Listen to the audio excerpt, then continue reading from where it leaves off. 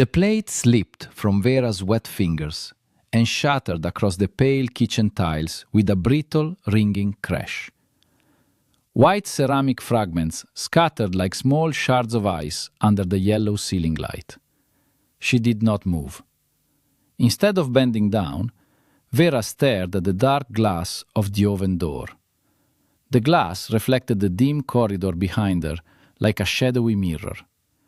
In that reflection, she saw Anatoly standing close to the entrance, helping Svetlana remove her expensive wool coat.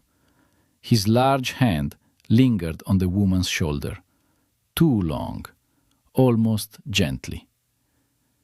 "Careful there, Virachka," came Svetlana's voice from the living room. Soft, friendly, but edged with something thin and mocking. Vera inhaled slowly. The breath felt cold inside her chest. Only then did she crouch and begin picking up the broken pieces one by one. The ceramic edges were sharp. One shard nicked her finger, leaving a thin red line across her skin. 30 years. 30 years had passed since the three of them once stood together at the edge of adulthood. Laughing students who believed the future was simple and bright. And now the past had quietly stepped across the threshold of her spacious apartment in Zhytomyr. Svetlana had always known how to make an entrance. She had called the evening before, announcing that urgent business had brought her to the city, and that, naturally, she would stay with them. Vera, long accustomed to the calm routine of her life as a college lecturer, had agreed almost automatically. Now, watching the guest's flawless manicure and elegant dark dress, Vera felt a strange uneasiness spreading through her own home. Anatoly entered the kitchen. He rubbed his chin nervously, as if unsure why he had come in. His gaze slid across his wife, but stopped somewhere near the window, where evening Zhytomyr hummed beyond the glass. "Do you need help?" he asked. Yet he didn't step forward. "I'll manage," Vera said quietly, dropping the last fragments into the trash bin. "Better make coffee for our guest. The cardamom one you brought from your last trip." He nodded too quickly and turned toward the stove. His movements were clumsy, almost boyish, the behavior of a man who was usually calm and measured, but suddenly restless. From the living room came Svetlana's light laughter. Vera washed her hands slowly, drying them with a kitchen towel. Then she walked toward the living room, already sensing that the evening stretching ahead would be long. They sat around a large table. Outside, Velika Berdychevska Street glowed under rows of yellow lamps, while inside the apartment, the air felt strangely heavy, wrapped in polite conversation. "You know, Tolya," Svetlana said, lifting her cup with elegant fingers, "you've hardly changed." Only a thin silver line at his temples betrayed the years. "It suits you," she added with a smile. Anatoly tried to smile back, but it looked stiff. "Life happens," he said. Vera watched them both in silence. Something in the room shifted when Svetlana leaned back in her chair and asked casually, her eyes glinting, "Do you remember that night by the suspension bridge?" The question seemed to fall into the room like a stone into still water. For a moment no one spoke. Anatoly's fingers tightened around the coffee cup. Vera noticed how the porcelain clicked faintly against the saucer. "That was a long time ago," he said at last, too quickly. "I barely remember it." Svetlana's lips curved into a small, knowing smile. "Really?" she murmured. "I remember everything." Vera felt an unpleasant chill slide slowly down her spine. She had never heard about any night near a bridge. In all the stories about their youth, Anatoly had always claimed that he noticed her first, that everything had begun naturally, almost inevitably. Svetlana, in those memories, was only part of the lively student company, loud, brilliant, always surrounded by attention. Later she left for Kiev, then moved to Lviv, chasing a fast career that none of them fully understood. But now the woman across the table spoke with quiet certainty, as if she were gently pulling invisible threads from the past. "That storm," Svetlana continued, swirling the dark coffee in her cup. "Do you remember how suddenly it started? The rain was so heavy we couldn't even see the river." Anatoly's jaw tightened. "I said, I don't remember," he replied, his voice firmer. But Svetlana ignored the resistance. "We ran under that old oak near the slope. The bridge was swinging in the wind like it might break." She laughed softly. "You were soaked, Tolia. Your hair was dripping everywhere." Vera forced herself to smile politely, though her fingers had begun to feel cold. "And what happened there?" she asked lightly. For a brief second, Svetlana's eyes flickered toward her, then back to Anatoly. "He told me something very serious that night," she said. Silence thickened around the table. From somewhere outside came the distant sound of a passing trolleybus rattling along the street. Anatoly set his cup down. "That was student nonsense," he said sharply. "We were kids. Everyone says stupid things at 20. "Not everyone," Svetlana replied calmly. Their eyes met, his uneasy, hers bright and steady. Vera suddenly had the strange sensation of watching two people speak in a language she could not understand. Memories were passing between them like hidden signals. The rest of the evening moved forward in fragments of polite conversation. University stories, mutual acquaintances, jokes about professors long retired. Yet beneath the surface, something tense pulsed constantly, like a wire stretched too tight. When at last they stood from the table, Vera felt exhausted, though it was barely 10 in the evening. She cleared the cups in silence. In the hallway, she saw Anatoly again, helping Svetlana with her coat. The same careful gesture she had noticed earlier. Again, his hand lingered, just a second too long. Vera looked away and carried the dishes into the kitchen. Outside, autumn wind rustled through the dark streets of Zhytomyr. Inside the apartment, the past had quietly taken a seat at their table, and it did not seem ready to leave. Morning came grey and damp, the kind of autumn dawn when the sky over Zhytomyr looked like a sheet of cold metal. Vera woke before the alarm, her eyes opening into the quiet bedroom where the air still smelled faintly of last night's coffee and unfamiliar perfume. Anatoly slept beside her, turned toward the wall. His breathing was heavy but uneven, as if even in sleep his mind refused to rest. Vera lay still for a moment, staring at the ceiling. Fragments of the previous evening moved slowly through her thoughts. Svetlana's confident smile, Anatoly's strained voice, that strange question about the suspension bridge. Finally, she slipped out of bed. The wooden floor felt cool under her bare feet. She wrapped a shawl around her shoulders and walked quietly toward the kitchen, careful not to wake anyone. Outside the window, the city was barely awake.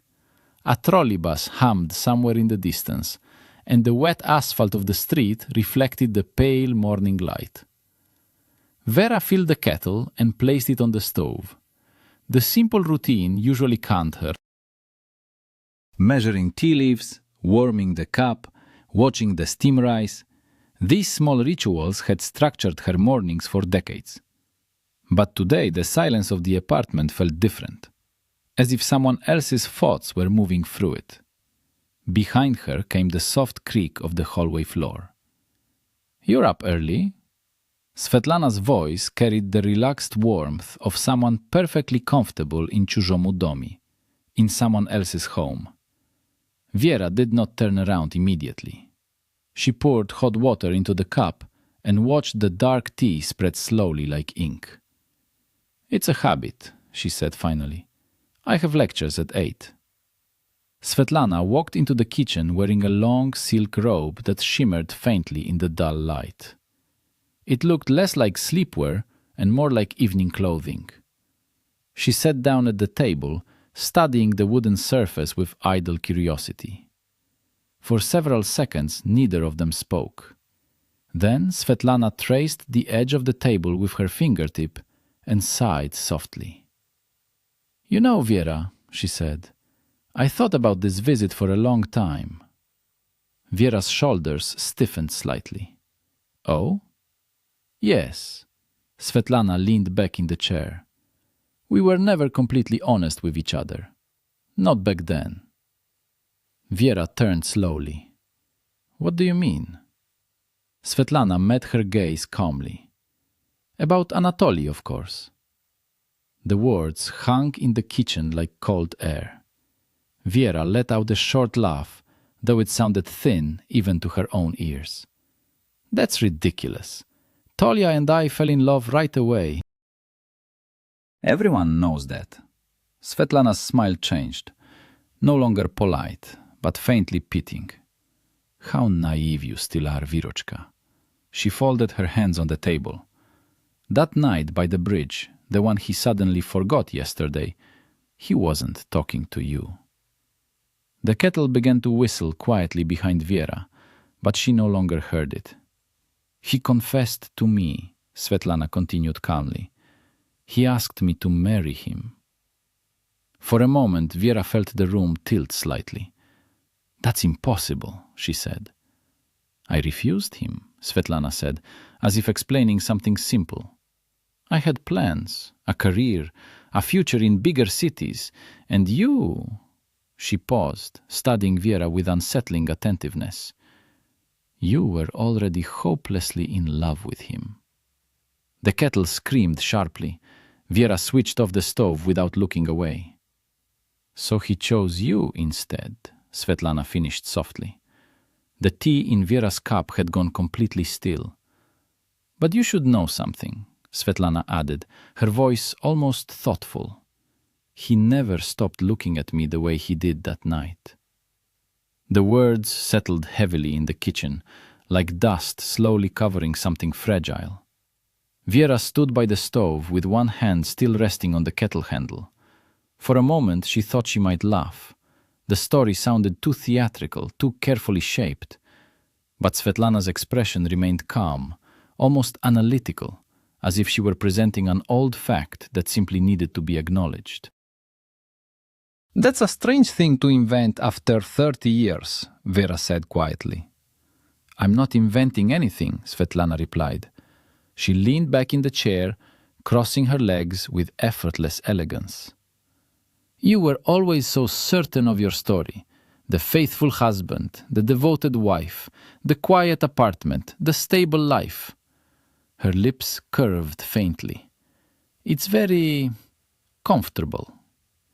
Vera placed the kettle down slowly. "And why exactly are you telling me this now?" Svetlana did not answer immediately. She glanced toward the hallway where the bedroom door remained closed. "Because time changes things," she said at last. "People realize what really mattered." The silence between them thickened. From the bedroom came the muffled sound of movement, Anatoly turning in his sleep. Svetlana lowered her voice. "Do you know what I noticed yesterday evening?" she asked. "The way he looked at me." Vera's fingers tightened around the edge of the counter. "He looked uncomfortable." "No," Svetlana said softly. "He looked exactly the way he used to."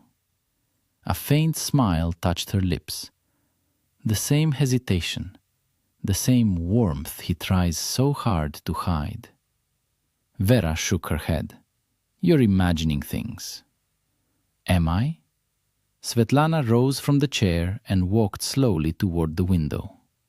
Outside, the wet roofs of the neighboring buildings glistened under the dull morning sky. "You built a life here," she continued, her voice thoughtful now. "Children, work, routine. It's admirable, truly." She turned back toward Vera. "But sometimes people settle for the life that is easiest, not the one they truly wanted."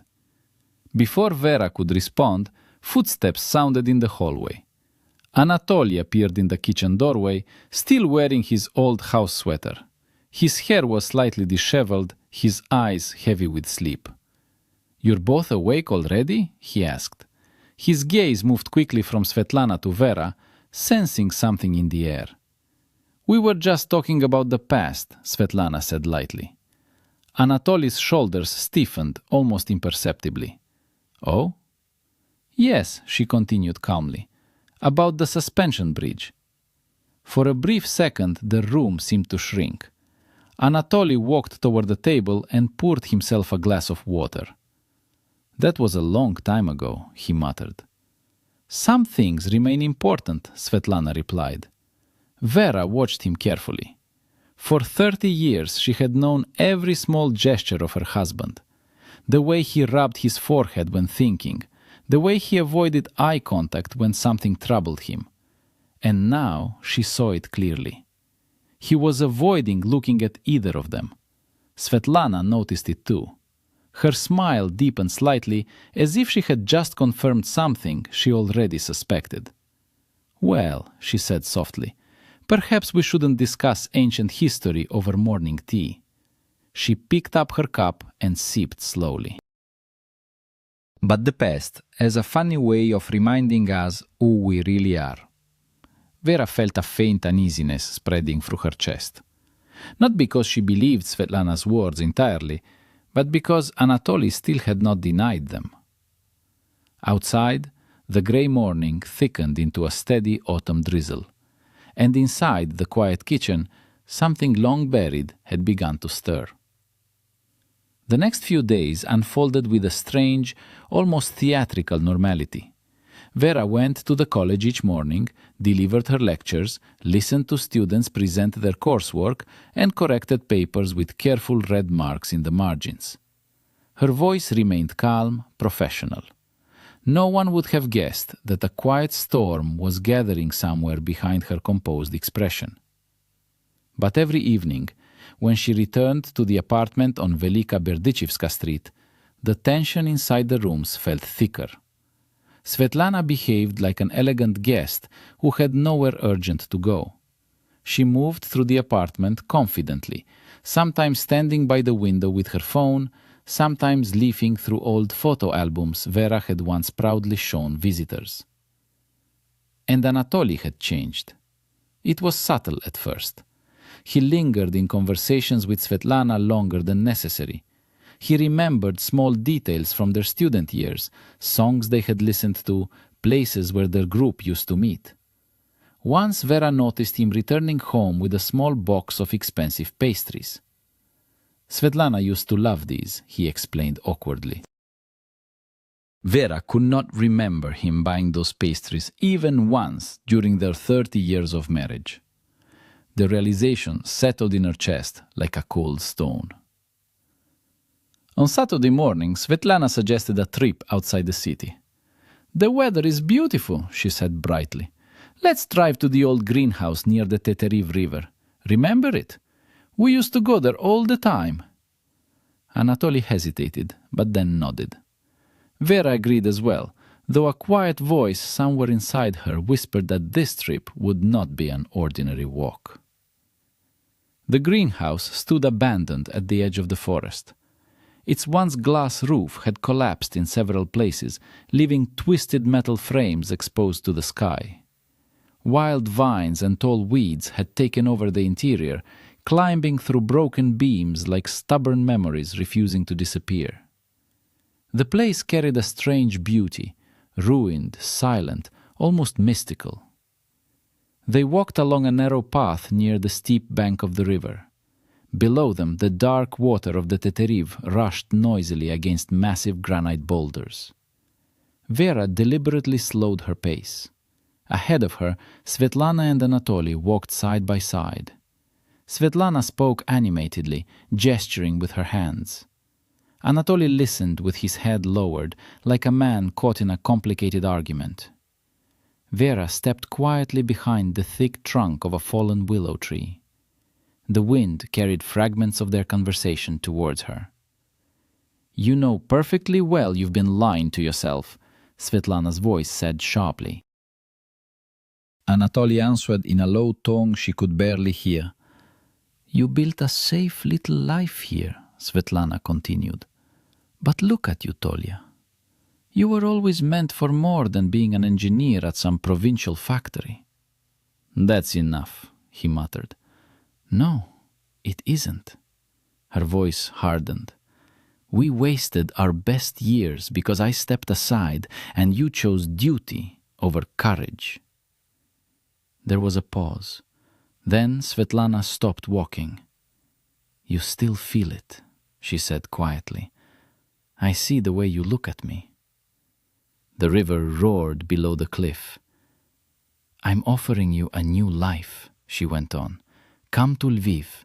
I have connections, opportunities. You could run your own business, become the man you once dreamed of being. Vera felt her breath catch. For a long moment, Anatoly said nothing. His gaze wandered across the rushing water. Finally, he spoke. Give me some time, he said quietly. I need to think. The words struck Vera harder than any shout could have. Time to think. 30 years of marriage, their children, their shared struggles, their quiet evenings, all suddenly balanced against a promise whispered beside a ruined greenhouse. Vera stepped back from the tree.